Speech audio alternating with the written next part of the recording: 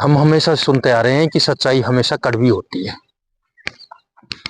सुनते आ रहे हैं, पक्का है, अधिकांश लोगों को सच्चाई कड़वी लगती है। किंतु मित्रों, मैं आपको एक कहानी सुनाता हूँ, उसको गौर से सुनना और देखना कि सच्चाई कब कड़वी होती है और सच्चाई कब मीठी होती है। एक राजा के दरबार में एक महान पंडित चले गए, जो ये जानते थे भूत भविष्य और वर्तमान के बारे में सब कुछ। उसने राजा के दरबार में जाके कहा कि महाराज, मैं भविष्य बता सकता हूँ जो बिल्कुल सही होगा। राजा ने कहा, अच्छी बात है, हम आपको उचित इनाम देंगे, आप हमारा भविष्य बताइए।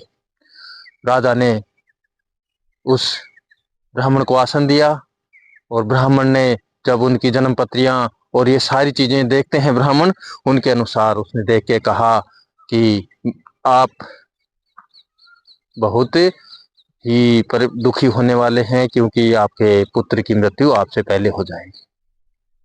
अब मित्रों सुनो कि जो राजा से कह रहा है कि आपके पुत्र की मृत्यु हो जाएगी, आप दुखी होने वाले हैं, राजा को क्रोध आना तो स्वाभाविक है। राजा ने उठा करके उसको जेल में डाल दिया। ये था कड़वा सच, ये था सच कड़वा। अब मीठे सच की बताता हूं आपको। वही उसी ब्राह्मण का एक दूसरा मित्र था जो बहुत समझदार था, और उसे पता चला कि वो गया काम से, उसे जेल प्राप्त हो गई। वो वहां से चला और स्वयं फिर राजा के दरबार में आया और कहा, महाराज, मैं भविष्य बता सकता हूँ यदि मुझे एक अवसर दिया जाए तो। राजा ने कहा, कल परसों एक और आया था भाई, वो देखो जेल में पड़ा है। बोले, हो सकता है महाराज, किंतु यदि आपकी आज्ञा हो तो मैं आपका भविष्य बताऊं। राजा ने कहा, ठीक है। तो मैंने पहले कहा कि वो ब्राह्मण बहुत समझदार था। उसने कहा, ओहो हे राजन, आप तो बहुत ही भाग्यशाली हैं।